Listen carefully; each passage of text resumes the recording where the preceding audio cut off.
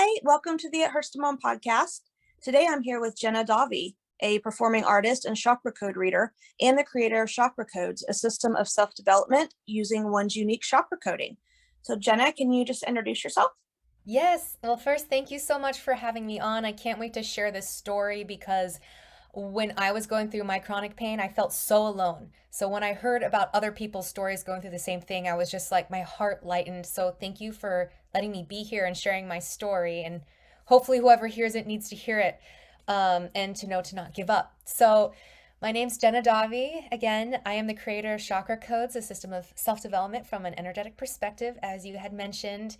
And I truly believe we have two types of experiencing and healing, and one is the physical healing, our human experience and what we're going through as a human, and then there's one from the energetic perspective. So I would love to share both of those stories and experiences, and then maybe at the end I could read your chakra coding and we can kind of dive into your energetic perspective and why maybe you've experienced the chronic pain you've been going through from an energetic perspective in addition to the physical. Yeah, that sounds fascinating. Yeah. Do it. Cool. Um, so yeah, I guess I'll just start off with my whole situation. Yeah. Okay. So, it actually started off in my 20s, I believe, where for 10 years, almost a decade, I was overprescribed ciprofloxacin for urine infections. And I was getting urine infections like 3 to 4 times a year. And Cipro, the rounds of Cipro would be like 5 to 7 days of Cipro. And then right after I'd get a yeast infection, so then I had to take medication for yeast. Yeah, so it was like almost a half to whole month of just doing medications and then healing. And I was doing this like 3 or 4 times a year. So already my stomach was kind of weak. I no doctor told me to take probiotics. They were just handing me pills, they didn't ask what was the root cause of these recurrent urine infections, nothing. Right. Yeah, I'm sure like it's just you go in there, you only have 7 minutes, I think, with the doctor, and they're busy and they're tired. So you don't get much time. So that was kind of the beginning of this whole gut issues. And because I was young and I had the energy, I look back now, but I was always in pain. Like I would eat food and I would just feel like really bad. And then I would have to go to the bathroom and I never had consistent stools. They would always be painful and loose. Sorry, guys. I'm just going to give it all out there. And yeah, just always like cramping and uncomfortable. And I didn't know this, but I was a performing artist, so I had to perform. And I knew that if I had to perform, I couldn't eat for like hours before.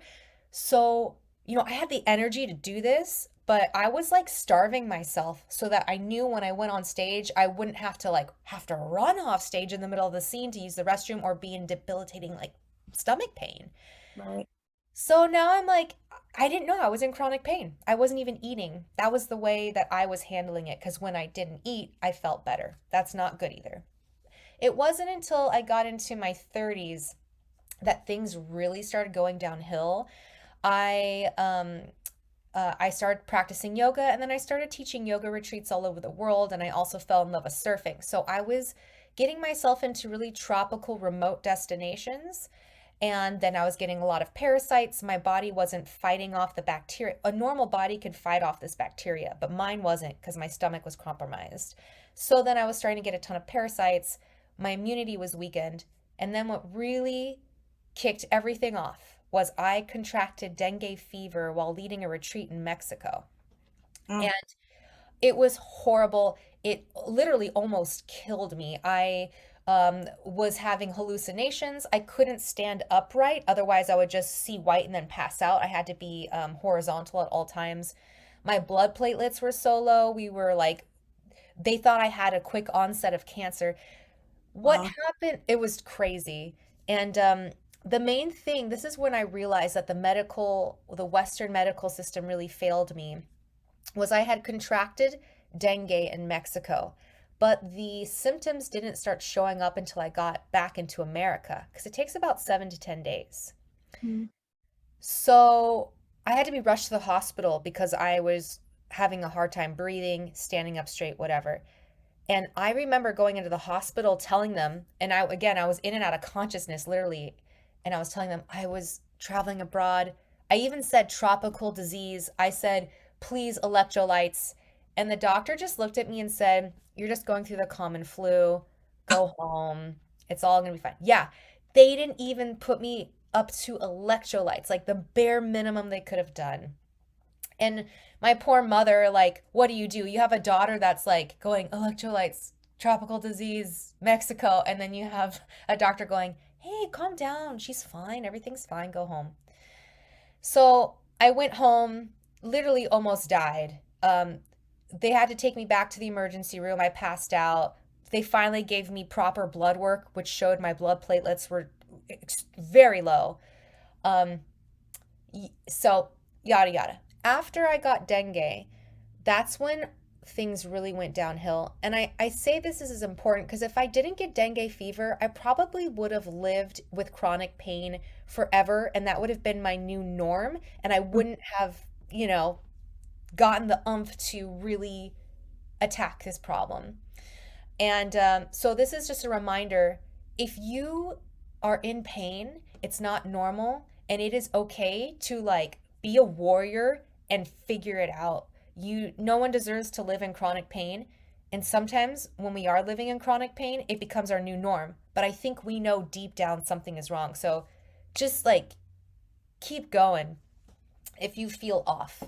And I can't tell you how many doctors I've gone to that said, your blood work, after I got over dengue, your blood work is fine. You're depressed. Here's some antidepressant pills.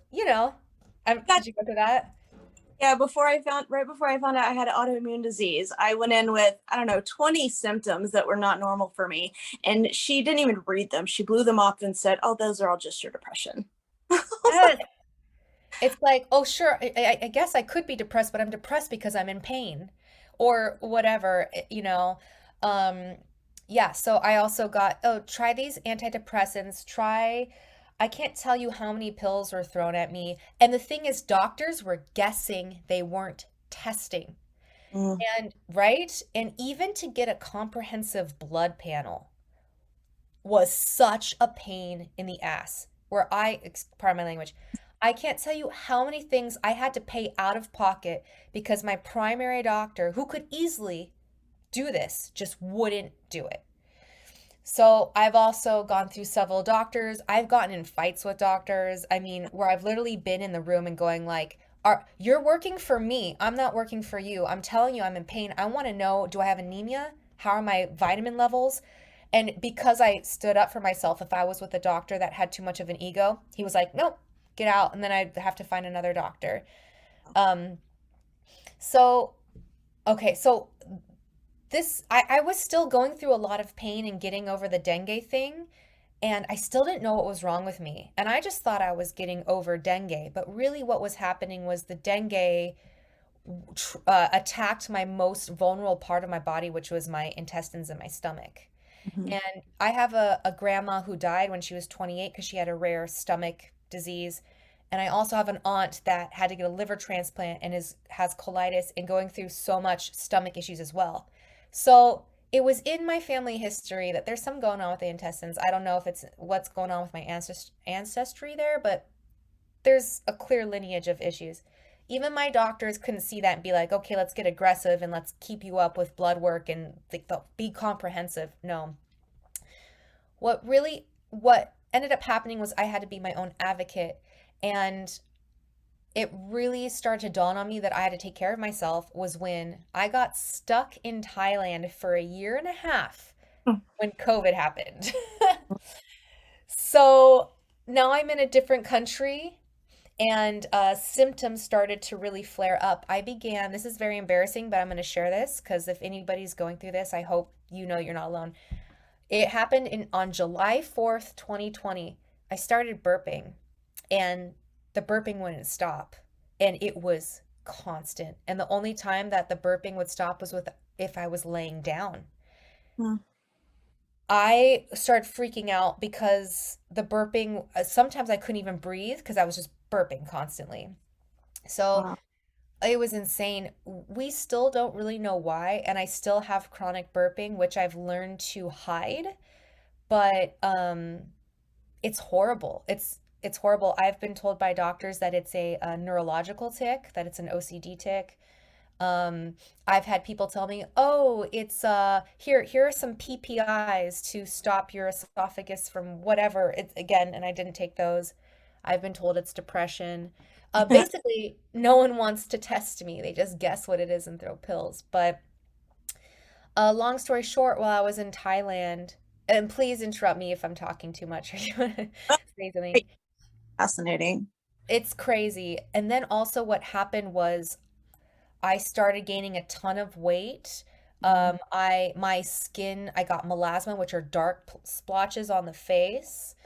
I started feeling out of body all the time, where I would wake up feeling like I wasn't on Earth. It's really I was very disassociated from my body. The scary thing is, I would think to say something, like I would say, "Hi, how are you?" And instead, what would come out would be like pink elephants. Like there was a weird brain disconnection going on. Uh, I was freaking out. I really felt like I had no control over my body. And so while I was in Thailand, I had no proper doctors. And even in Thailand, blood tests were cheap, but they didn't really, I was stuck on an island. So they were in the south and they just like very minimal care. Mhm. But after all my blood work, I was able to find a few doctors online. And again, this is where you need to be your own advocate because I got so many different diagnoses. I was told that I was going through premenopause at the age of 35 at the time. Like I was menopausal because my hormones were so all over. Mhm. Um, I was told again that I was severely depressed, that I had OCD and gastritis, all this stuff, thyroid issues, blah, blah, blah. So I was stuck for a year and a half. I had to change my diet. I did 11 days of fasting. I did psychedelic drugs to try to understand, was this an emotional thing? I meditated, um, all the holistic things you can do. And I was still burping, still apparently in menopause at 35 and all these things. It wasn't until I started finding Facebook groups that were with people going through the same symptoms as I were that I finally got answers. And they weren't from doctors, they were from regular humans that were going through the same thing. And I figured out that I have SIBO, severe dysbiosis, which is causing something called supragastric belching, which is all the burping, and leaky gut. So what was happening? Yeah, whatever I ate, whatever I put into my body was going straight through my gut lining and all the toxins, because all the food we eat is so like pesticide ridden and all this was going straight to my brain, which was causing the endocrine dysfunction, the Mhm. fatigue, the feeling out of body, the weight gain. So, um, if I didn't, if I just gave up and took all the medications that were given to me, I think I would be a very unhappy, sedated human. Mhm. So, really reaching out and sharing your issues with other people that also share yours is so important because doctors don't know everything. Not that they should, but I think we look at our doctors as like as if they're God and they know everything, and Right. they do their best, but they don't know everything. So now that I'm back home, I did find a doctor after 3 or 4 looking. I found a gastroenterologist that didn't throw medication at me, but instead put me on a supplement smoothie that also costs like $1,000 a month. It has like 30 supplements I take a day and I put them in a smoothie and whatever. Mhm. And here's the other issue. I got better. My skin felt better. My hormones regulated. My periods were coming back. And my burping died down. However, he also had an ego of his own. I was on this supplement smoothie protocol for a year and I plateaued and things weren't getting better. Then I found out I had parasites and bacteria from the SIBO, but he was refusing to give me antibiotics. This is where it changes. Now I understood what was on with my body. Now I knew that I needed antibiotics to get rid of the SIBO. So he prescribed me these smoothies and half of them were like medical food that I can only get from prescription, a ton of probiotics, Mm. prescription grade, and then all these other little things like emu oil and tutka and just like, but 30 supplements costing $1,000 a month is crazy as well. And none of this was covered by insurance. I Right. plateaued with the smoothies. I was telling him I wasn't getting any better, and his ego popped up and he was just like, keep going on the smoothies. I would come and see him once a month and he'd be like, oh, add on this supplement, add on this. And he only saw me for 5 or 7 minutes. He wasn't listening. I found out that I needed to get something called a fecal matter transplant, which Hmm. is literally, it's kind of gross, but you literally take the fecal matter of a healthy human and you transplant it into yours. I don't, have you heard of this? I actually have, believe it or not. Yeah. And I've heard how healing it can be.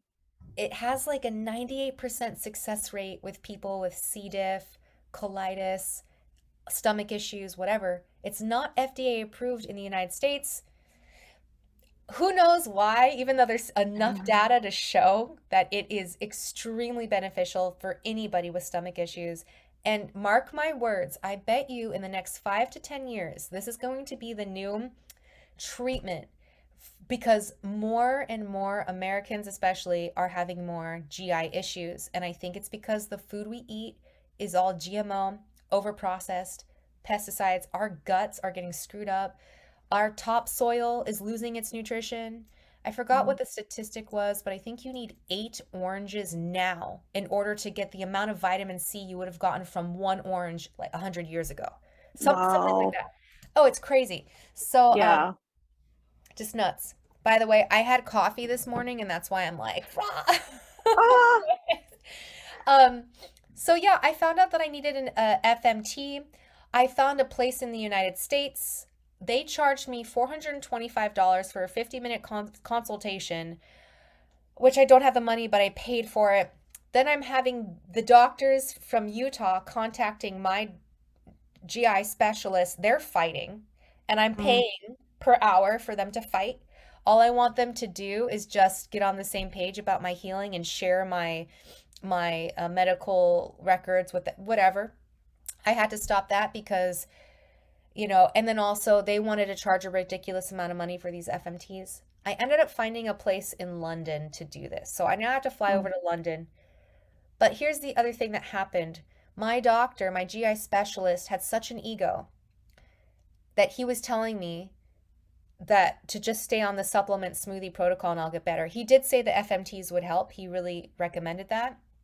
But now I'm having the FMT clinic tell me that I need to take antibiotics to get rid of all of the parasites and the infection in the SIBO before I go and then get this FMT. Otherwise, the transplant won't take as well. So I'll have to spend Mhm. thousands upon thousands of dollars for it to not work. And after all my research, I agree that, and I am not one for antibiotics, especially with my history, but I agree that I should do the round of antibiotics and then go straight into the FMT, which would then heal my gut and which would offset the antibiotics, not only killing the bad bacteria and the parasites, but also killing good bacteria. But getting the Right. FMT would fix that. I had my GI specialist threaten me that if I took antibiotics, that he would drop my care. Now, it was terrifying for me because he was basically saying I would get worse. But I saw at this point 4 different opinions. I talked to UCSF and the Mm. 2 FMT clinics and then another doctor, and they said you need to get rid of the parasites and this infection in your body, which is it's killing you literally. And Mm. so then I say this because I feel like again I really gave too much power to my gastroenterologist because he did take me a long way and he did speak to the more holistic part of me that said stay away from antibiotics. But then it got to the point Mhm. where I wasn't healing and then he threatened me. So again, I tell people that are dealing with issues with egotistical doctors is that yeah, if you feel in your gut, don't take antibiotics, do your research, find out. If you feel in your gut to take antibiotics, do your research, do what's best for you. but do not give all your power away to your doctors who don't know you. They know you for 5 to 7 minutes, maybe once a month, if you're able to even see them that often. So, I can't tell you how much crying and stress I went through because I was like, am I gonna Mm. kill myself, make a mistake? So now, fast forward, I'm waiting to go to get my FMT in February. Oh, Um, yeah, that's awesome. yeah, I'm excited. It's out of pocket, but you got to do it. Do what you feel is good for you. Right. And unfortunately, I'm not going to share with my gastroenterologist that I'm going to be taking antibiotics before I go in because then he'll drop me. And it's like, why do I have to lie to my own doctor? Like, shouldn't we all be on the Yeah. same team? So, I feel like we really have to warrior through this. I also took it upon my own initiative to go into all sorts of Facebook and Reddit groups and be like, I'm constantly burping. This is not right. And I've also seen that a lot of other people have the same symptom. So then I took it Hmm. upon myself to start a WhatsApp group where we can share our experiences and what we're doing because chronic burping there's something wrong. There's something very Right. yeah, so but to have doctors tell you, "Oh, just take this pill or this antidepressant." Yeah, I could be sedated and taking pills that are stopping my body from functioning the way they're naturally supposed to function for no reason because no one knows. And that's just not right. Um, so let me see what I can say about that. Yeah, just you can't give up. I've been dealing with this since 2018, and if I gave up, I could be very heavily sedated right now on drugs. So yeah, it's no fun. So, so at what point do you think we should go from trusting our doctors to trusting our gut? Man, that's Are so the, hard are to the, say. Yeah. yeah, I'm sure it's different. I mean, I think one red flag would be your doctor threatening you, but definitely maybe get when they start getting an ego. Um, I hate walking in with information from the internet because doctors kind of roll their eyes at you, like no matter where you get it from, right? Could be, it's study from, Harvard or whatever, and there's like, oh, you do your own research on the internet, can't believe everything you hear. Like obviously, I've had one doctor. I always see her PA because I've seen her 3 times, and every single time she has made me cry. Like she is just, and one time she even laughed at me. Like I would, she's terribly egotistic. I was having horrible knee pain. I couldn't even walk. My husband was having to carry me from one room to another. It was horrible. So I went with my mom and got into the doctor's office, and I had taken a pen and I had circled on my knee exactly where it was hurting. So she would know and figure out, okay, is it the bursa? Is it the joint? Is it the bone? Whatever. She looked at that and she was so amused. She said, I kind of want to take a picture of that. You doodled on your knee. Now I kind of want to show my doctor friends. I'm thinking, okay. And I mean, she has told me that my husband is going to leave me if I don't, get a handle on my chronic pain. I mean, she is just mean. Like I don't ever want to see her again. Her PA is so nice and great, but I hate seeing her. And, I've had, plenty of doctors, even a PA who just had the crazy ego. It was a PA who told me all of my, autoimmune and whatever else symptoms were just depression without even reading them, you know. Um, I think there probably are red flags, and every situation is going to be different. But definitely, we do need to remember, doctors are only human, and they can't know everything because they're only human. Um, and a lot of doctors aren't trained in nutrition and the alternative medications and or alternative medicine and functional medicine and those kind of things, like the holistic realm. Doctors don't get that kind of training, and if they do, it's extremely minimal.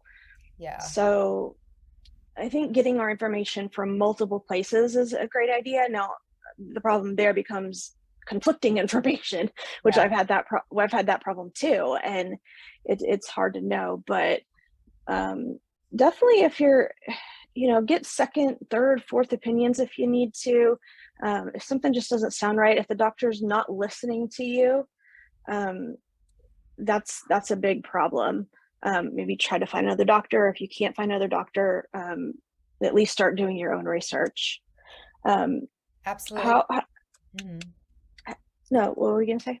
I was going to say, I'm so sorry that your caretaker essentially was mocking you and laughing at you. Like, that's unacceptable. Like, that is, and I've had that too. I've had to change several doctors. I've never straight up said to a doctor, "You're working for me." Like, I want this blood test. But I have gotten pretty heated in rooms where doctors want to just go in and out, and I go, Excuse me, it says on the schedule I get 20 minutes with you. It's only been I've like literally timed it as like you've only spent 4 minutes with me and Mhm. I don't agree I should be taking these PPIs or whatever you're giving me. Can you explain to me why your thought process was with that? And just saying that is enough to then their ego gets in. Not all Mhm. doctors. And that's why, yeah, I think there are so many doctors, find the right one. Same with a therapist. Like Yeah. if you don't jive with your therapist, go find another one, then that's okay. I know we get into issues with insurance and then like changing a doctor is a whole, so it sucks. The medical system that we're in is really Hmm. difficult. It's for the money, it's not for the patient. Absolutely. Yeah. Yeah, and one, comment on therapists. If you've been with the same therapist, working on the same issues for years, that therapist isn't working for you. Yeah. Your therapist's job should be to put that therapist out of a job as far as you're concerned. They should be able to help you live your life without needing therapy every week. So that's Yeah. just my soapbox on therapy. Totally. And a therapist is also just a human with their own experiences. And I mean, what I do after a year of seeing the same therapist, even if everything's cool, I still seek another one because you need to be challenged and pushed and see yourself from a different perspective from different people to help you grow. So yeah, just I guess wrapping around, we can't give up on ourselves. Right. So Mhm. how is your pain now? Um, it fluctuates in and out. I feel like the supplement smoothie he gave me did, as I said, hit a plateau. So the symptoms Hmm. are not really getting worse or better. Some days I wake up feeling out of body and exhausted and tired. And other days I wake up and I have energy. It's just this roller coaster. And what has been keeping me going is this I cannot give up. And I reach out to those people that have the same symptoms as I do, and I then reconnect with them and ask them their stories. I think it's so important that we connect with other people that are going through the same issues because those are the people that Hmm. know, not the doctor Yeah. that sees you for 5 minutes. Right. And one of the reasons that I created ithurtstomom in the first place was because my chronic pain journey has felt incredibly lonely. And, you know, I I wanted other people to know that they aren't alone, besides, encouraging other people going through some of the same things. Um, what was I about to ask you? Oh, so I know you mentioned gut health and SIBO and leaky gut. Do you have enough knowledge of these to kind of explain to other people what those are? Because I think they're very, Yeah. very underappreciated Yeah. conditions Again, I think that like most people are going to have these conditions in the these future days. because, yeah, the overuse of antibiotics and the lack of nutrition and the pesticides in our food, like it's only a matter of time. But so SIBO, and again, I am not an expert, but I've, Right. all the time I've had with it. So I'm just going to preface with that. But SIBO Sure. is small intestinal bacterial overgrowth. And it usually happens when your stomach stops, I forget what it's called. It's like a motility. It stops emptying out your digestive system in an appropriate amount of time. So what happens is the food sits in there in your small intestines and it's supposed to clear out and the stomach acid is supposed to then kill all the bad bacteria and do its job, but if it sits in there then bacteria just ferments and you get bad microbes and bad bacteria, and after a certain amount of time The good gut flora and good gut bacteria is overwhelmed by the bad bacteria and it can't fight it off. And then all of a sudden you are just riddled with you're infected basically. And then now what happens is all these, you can't get proper nutrition, so then you start having vitamin deficiencies, which screws up your endocrine system and all other things, and then you're not properly digesting your food, so you're putting all this stress on your digestion and inflammation starts coming up. It's so horrible, all the things that happen. And there's different types of SIBO. There's methane dominant, there's hydrogen dominant. And I do believe now there is a certain section of people that have SIBO that have this chronic burping. And I believe it's because there's Mhm. so much gas trapped that it's just coming out, the burping. Um, so that's why I want to gather like at least 20 people that are experiencing the symptoms I am. And I want to go to research centers and be like, you guys need to research us. This is Mm. not cool. Um, so that's SIBO. Then what happened as well is the dengue had attacked my system so bad that I then developed. Oh, and SIBO can happen from all sorts of things, and one thing that it gets triggered is a very heavy viral load. So that's why I think the Mhm. dengue just shocked my system into the problems that it's having now. Mhm. Leaky gut is when, what I understand is when your intestinal wall literally forms holes in it, Right. and, right? And then all the toxins, all the food, whatever you're digesting is not being properly digested and absorbed. And instead, it's going into your bloodstream, and then all the toxins are Right. going straight to your brain, Right. which causes, Yeah. yeah. And I think it's important for everybody to remember, or if you don't know, that 80% of our immunity comes from our gut. So if you've never heard of the gut brain connection, go look that up because it is fascinating. Absolutely fascinating how, even, chronic pain issues can come from your gut. All sorts of issues can come from your gut not being healthy. Yeah. Oh, it's huge. I mean, it goes hand in hand, the two of them. And I really do hope that, I think it is. There's starting to be more awareness around that. But yeah. And so when you have a leaky gut, oh boy. And then when you have dysbiosis, it just, you don't have enough good gut flora Mhm.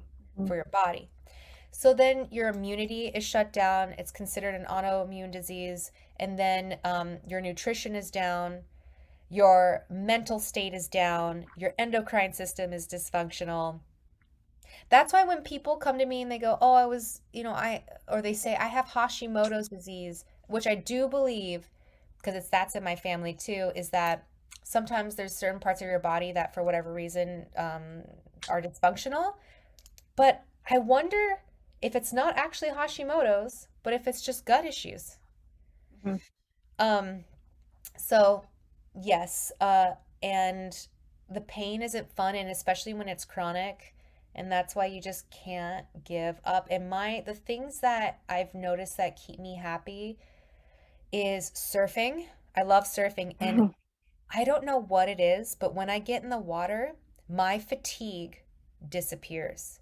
Wow. And that's why I think is it then mental? Is fatigue mental? But it can't be, because when I feel the fatigue, it's like I can't get out of bed sometimes. I sometimes go, shit, or sorry, can I go into work today?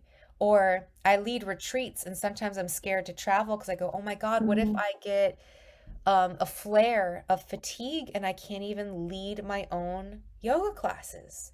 Or what if I get another parasite? And then you start being so riddled with fear. And I know this is easier said than done, but sometimes I go, fuck it, life. I'm gonna live my life. I'm gonna fight through the fatigue. I'm not going to let this disease. I'm not gonna identify as as a disease, even though when I'm by myself, I am in my mind. I'm always so scared, going, "Oh my God, is this never gonna end? And what's wrong with me?" So just fake it till you'll make it, and just keep going and connect with your friends and your other friends that are going through the same thing. Yeah, sometimes, when it comes with to chronic pain, like I can, you know, I can push through a horrible day of pain or two or three, but it's just the chronic nature, which takes such a toll on the mental side of things, that if I'm having a good mental health day, I can absolutely push through, level 8 pain and, get some stuff done. But if the mental side of me is not healthy and not, in a good place, that's when I can't. And unfortunately, I mean, that's most days. Um, but it's also the chronic side of it where, um, anybody can, push through a broken leg, because you also know that that broken leg is going to heal. And in a few weeks, that pain's going to be gone. But, with the chronic side of things, you don't think it's ever going to be gone, because maybe it won't ever be gone. And fatigue is really hard too. Yeah. I have chronic fatigue with the fibromyalgia, and I'll wake up, just, sure, being tired all the time. But then all of a sudden during the day, sometimes I get just so sleepy, I can't even keep my eyes open. Yeah. So it's, I've had to cancel things because of that. So yeah, I would have a really hard time leading retreats with, all those things going on. So yeah, the fatigue is hard too, for Fatigue is, sure. it's so hard because yeah, if you're in that state of like it's not like you're just tired of the day. It's like your body is literally not making the proper amount of energy, hormones, whatever it is for you to actually keep your eyes open. It's not something that you could just be like, okay, I'm just going to change my mindset, you know? Yeah. So I Or think drink a cup of coffee, right? yeah, and Like, then you overload your adrenal system and then, and it's just kind of so having having sympathy for yourself and stop putting so much pressure. I had to do that. I did want to say one more thing about how to keep going, and I notice when I surf, it Mhm, goes away. mhm, I do believe the energy of gratitude and joy can overcome the energy of that can overcome the human um system. For example, I've had a teacher, he taught me through breath work, you could override your system if you're feeling anxious and literally manually calm your system down with certain breath techniques. It really mhm. works. So I'm thinking if you can generate the thoughts of love and gratitude and literally create that energy and the chemical reactions in your brain, it can help fight the depression and your system going haywire. It's just a matter of practicing it and getting a hold of it and making sure that your days are filled with the things that really make you joyful. But then again, that's easier said than done. People that have a job that's flexible and pays them really well might have the resources to take a time out and practice on their meditation or have the funds to implement the things they love to do in life. And then you have other people that might can barely put food on the table and have kids, and that's a luxury to sit there and meditate on joy or to grab a surfboard and go surfing. So I feel it. It's hard. I feel so grateful to be in the position I'm in, and I really feel for those people that the stress is so high. Um, this is hard. Life is really Yeah. hard, but just got to keep going. Yeah, one of the things that got me out of my 2-year deep depression after I had to stop working because of my chronic pain was gratitude. Just every single day, focusing for just a few minutes on different things I was grateful for. And that is definitely one of the things that got me out of that place. So, That's awesome. yeah, And love it. we have to, because, we can choose. I feel like our brains like to go to the negative because it is our defense mechanism. If we don't go to the negative and we don't think, oh, we need to be careful because there could be a lion or something that's going to attack us, then we could just be frolicking around and something's going to attack us because we're not paying attention. So I feel like it's in our brain to always go to the negative to help protect us. But we're now in a world where we just have to protect ourselves from our mental state, really. We have to Yeah. choose the positive. Just have to. Yeah. All right. So your story has been absolutely just crazy and fascinating. So tell us about chakra codes and what you do. Yeah. What are they and what do you do with that? Yeah. So that's kind of the physical human of I'm a human, I have emotions, I'm going through the physical feels. Then we have an energetic perspective, and I love looking at it through the lens of the chakras. A chakra means wheel in Sanskrit, and it's literally energy. So you can create a chakra by thinking a thought. That's energy that's created by your thinking. A table is made up of billions of chakras of just energy coming together and solidifying. And then we have the chakra system, which are in my system, chakra codes. There's 9 chakras from the root, and most people have heard of the crown chakra, and then there's 2 other ones. Mhm. So each chakra has a different personality trait. It's associated with a different body part and system, and different psychology of who you are. So it's all from an energetic perspective. And everybody has a dominant chakra, which is kind of like their star sign. This is why they came to Earth. This is the energy they possess, and which also has their purpose. You have a karmic chakra, which is the energy that delivers your lessons in life. You have a guide chakra, which is the chakra that will always give you guidance when called. And you have a gift Mm. chakra, which is your innate talents and also helps you fulfill your purpose.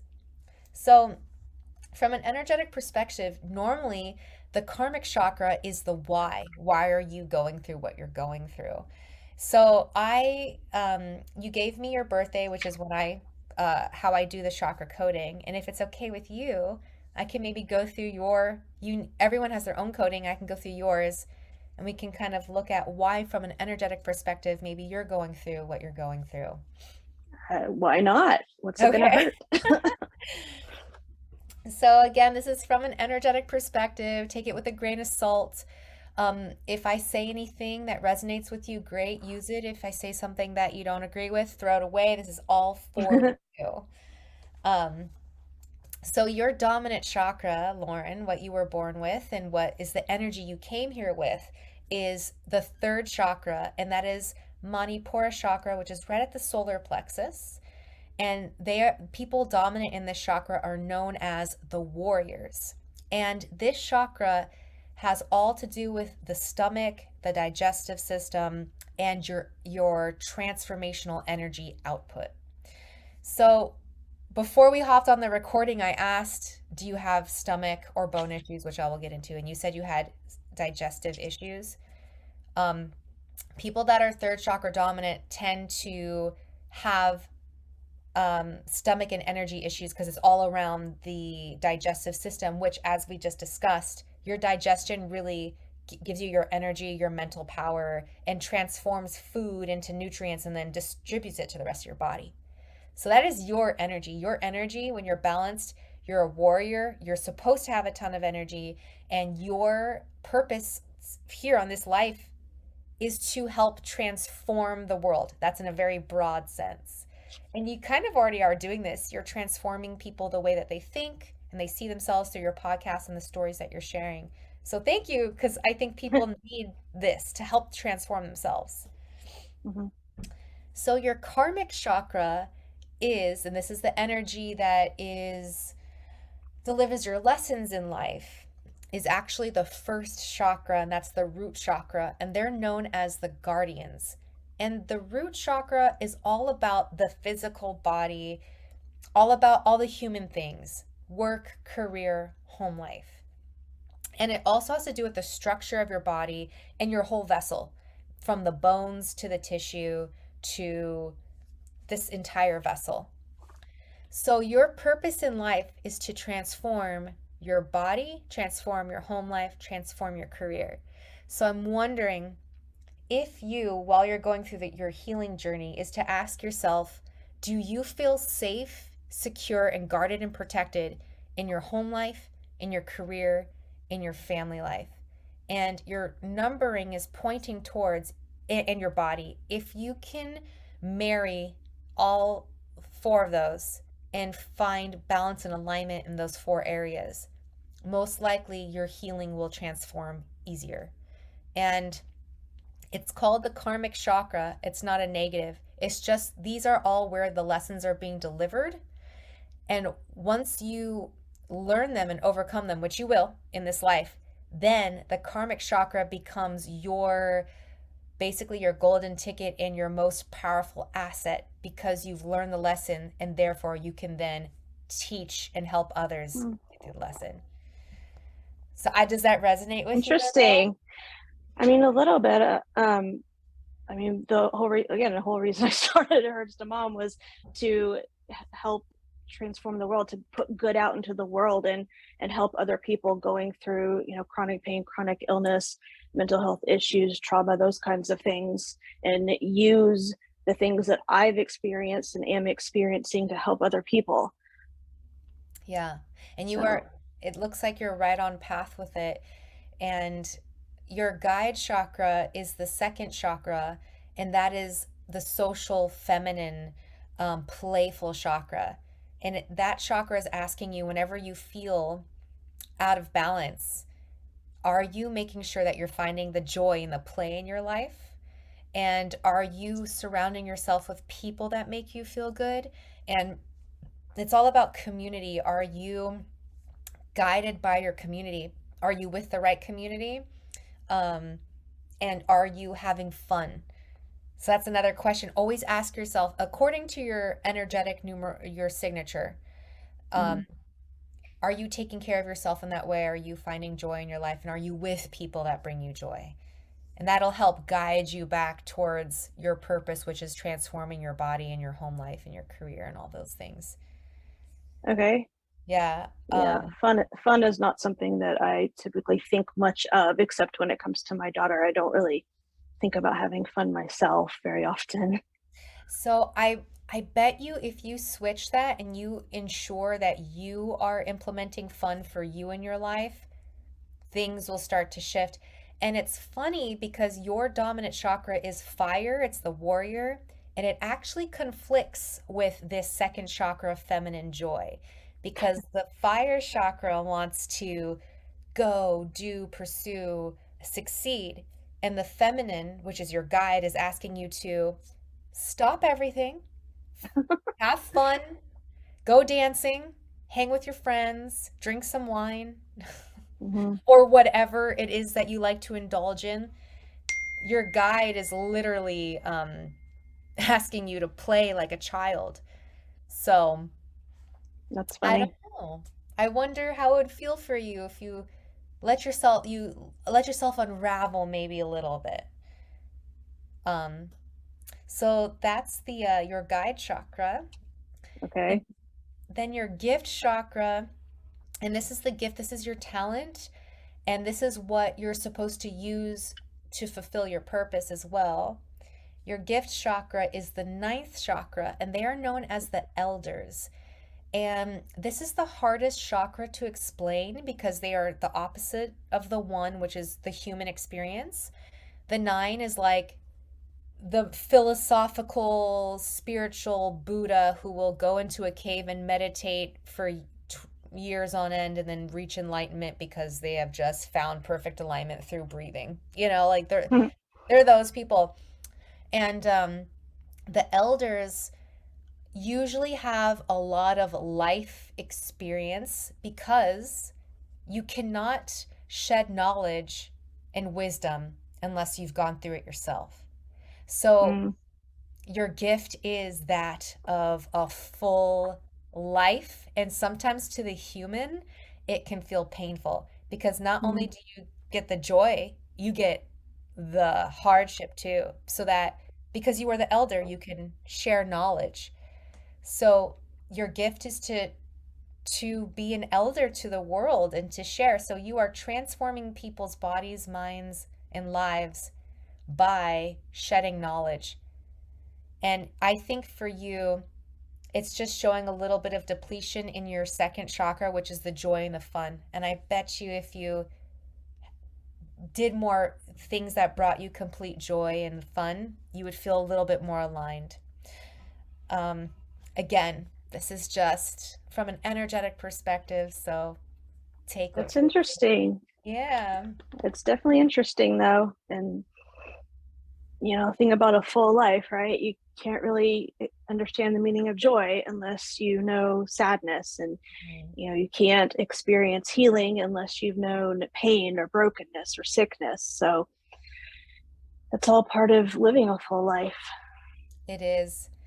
And you are the warrior, that's your dominant. And I feel like all of us can learn from the warrior. We have to warrior through. We have to get aggressive in our treatment and we have to not give up. We just can't. Mm. So I think that's something we can all learn from that energy too. No, I love it. Yeah. Right. Well, thank you. I know I talked a lot and I Yeah. appreciate you. No, it was fascinating. I'm I'm so glad that I got to talk to you and hear your story. And where can people find you online if they want to connect with you?